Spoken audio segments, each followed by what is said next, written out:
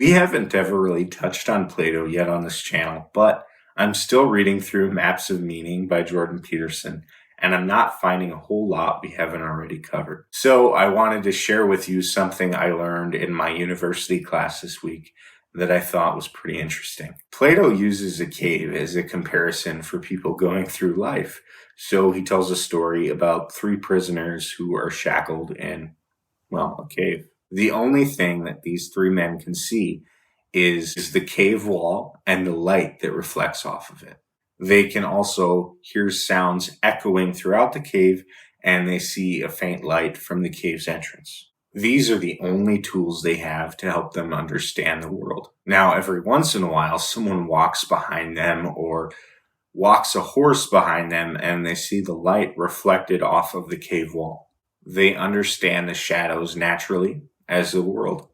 One day, one of the prisoners' shackles break, and he curiously wanders around the cave. Eventually, he walks out into the real world, and the sun is blinding.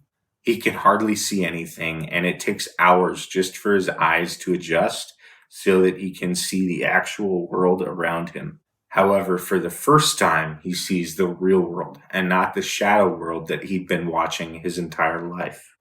He sees the sun and real people and real horses, and he comes to understand that the shadow world that he'd been so used to is just a cheap model of the real one. So his first thought is that he needs to go back to the cave to free these other two men so that they can experience the real world for themselves. So he goes back and explains to them that they've been living a subpar existence. He tells them about the sun and what real horses and what real people look like.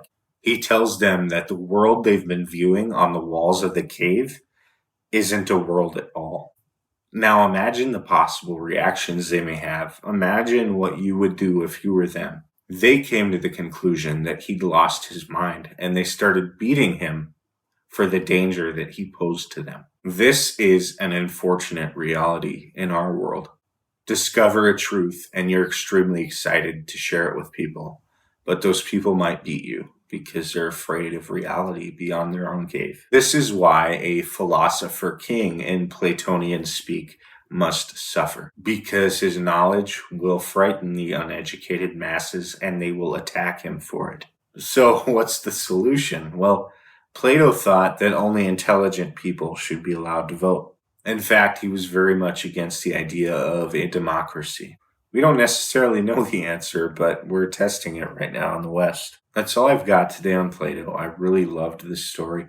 If you enjoy this kind of content, do stay tuned for more. I update my audience weekly on topics ranging from psychology to philosophy to politics and book reviews and all kinds of stuff. So I'm Muslim Melanezy. Thanks so much for checking in today. I hope you enjoyed the video.